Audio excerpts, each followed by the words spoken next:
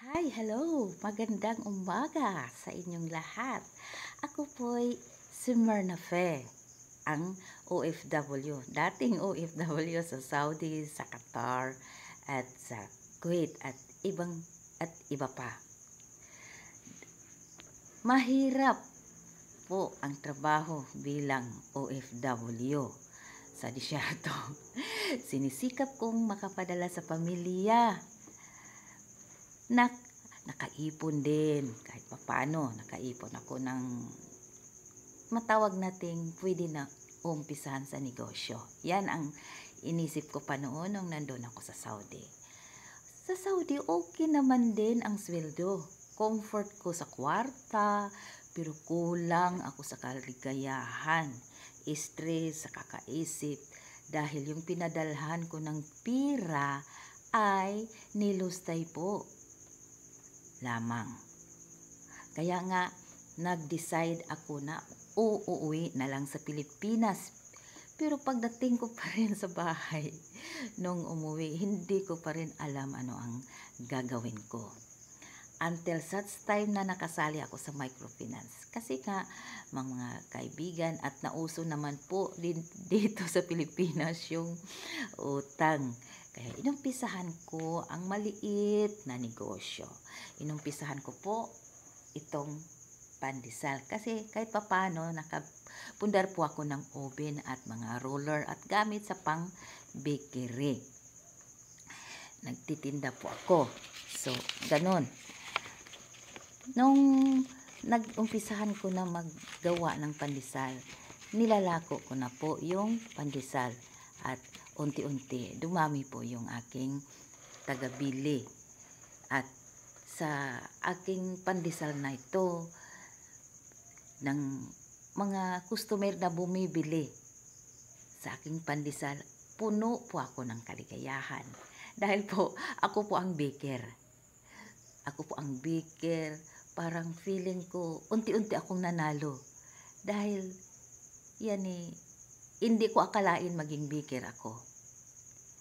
So, feeling ko, may pag-asa, may chance para sa lahat ng mga OFW na kamukha ko na may planong umuwi at magnegosyo. Sa totoo po, mahirap, kasakit, pero may pag-asa.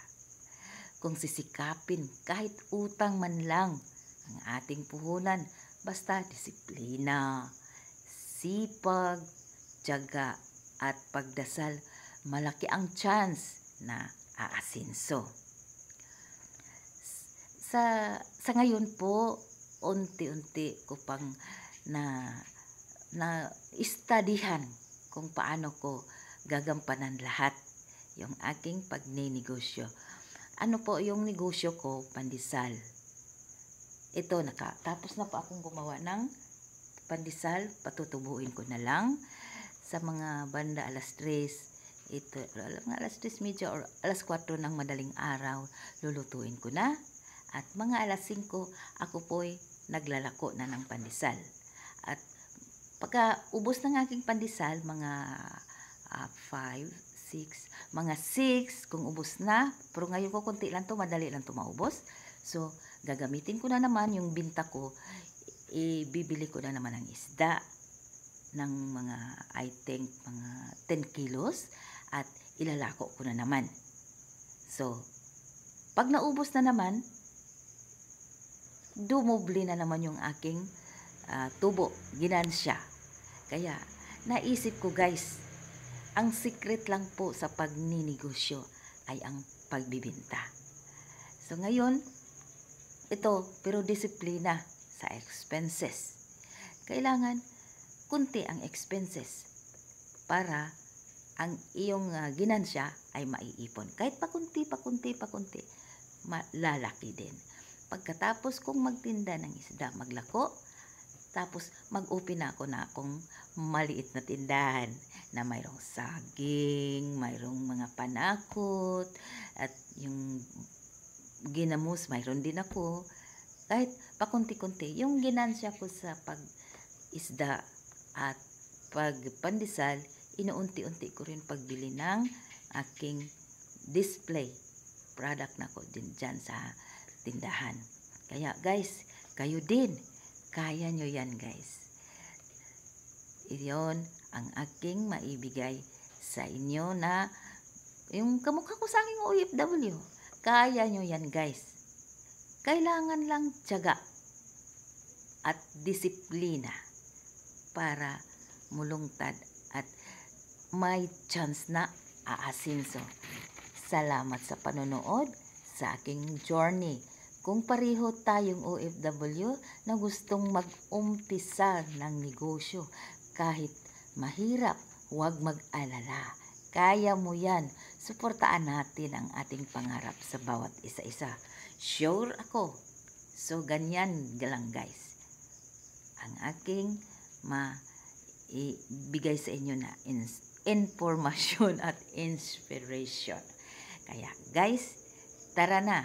Sa susunod kong vlog, i-explain ko sa inyo kung paano ko ginamit at pag-budget sa mga utang na ginawa kong puhunan at ang takbo ng negosyo.